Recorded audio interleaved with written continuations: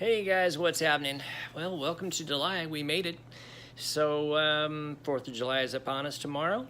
Already got all the good fixings for 4th of July already wrapped up in the fridge. We got the sweet and spicy coleslaw, which I'll show you how to make in a sec. And we got the potato salad, which is a staple for every 4th of July. And of course we got the ribs, because we got to have at least a couple racks of ribs when we're doing the 4th of July in order to do it properly. At any rate, I wanted to go ahead and introduce my new intro. Check it out. Won't buy nothing that he can't fix. With WD-40 and a Craftsman wrench, he ain't prejudiced. He's just made in America. Made in America. The new intro. Hope you guys liked it as much as I did. But anyway, I went ahead and did some sweet and spicy coleslaw for 4th of July, which I usually one of my staples. I love to make that every year. But I can't take full credit for the recipe. I kind of just made it mine, but it actually came from Food Network. It was Down Home with the Neelys. I don't know if their show is even on anymore, but I used to really love watching their barbecue show, and they always had really, really good stuff. But anyway, went ahead and made that. I'm going to run you through some of the ingredients and how to make it, and we will go from there. Alright guys, so as far as our dry ingredients here, we're going to go ahead and use a cup of sugar.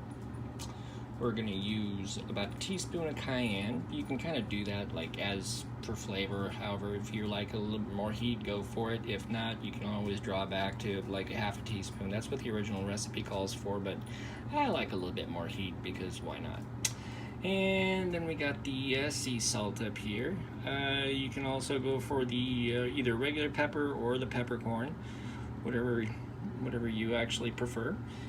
As far as the ground pepper, it's usually calling for about half of a teaspoon of that, but then at the end you're going to go ahead and do it for flavor anyway, so you're going to salt and pepper it just like you would anything else.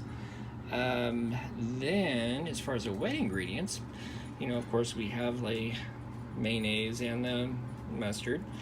The mayo we are going to do at a half a cup and a 1/4 cup mustard, and then the apple cider vinegar about 2 teaspoons, and that's pretty much going to make your sauce that's going to go in that bad boy. That's prepped beforehand. Some people do it before, some people do it after. It really depends on, you know, just pretty much which way you want to go with it. There is no rhyme or reason.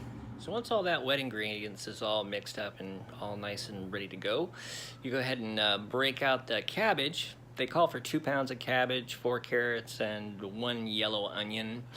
You can kind of improvise on that a little bit. I usually use like 1 good sized head of cabbage and, you know, 4 carrots and then like a half an onion. It just kind of depends on what kind of onion you use. If you use a yellow onion, yeah, you can go like half to 3/4 of an onion. It really depends on how much you like onion. But I don't know, we kind of go from there. But then once you get all that all mixed up and ready to go, and you get the wet ingredients in there, you know, you can go ahead and mix it up with, you know, a spatula or whatever you want to do there. But once all the sugar and the apple cider vinegar and all that kind of ingredients kind of like gets in there and everything, and it's usually best after it sits for like a good couple hours.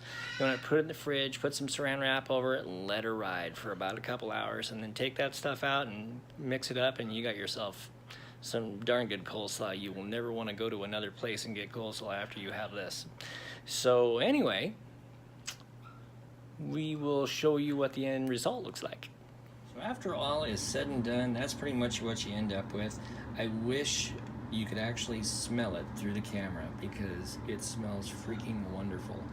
But anyway, yeah, this has been sitting for a couple hours, so yeah, I'm gonna tear me up a bowl of this here. So anyway, y'all have a great 4th of July. I know I'm gonna be getting up in the morning and kicking on the smoker, and we're gonna be rocking it. So have a good one, guys.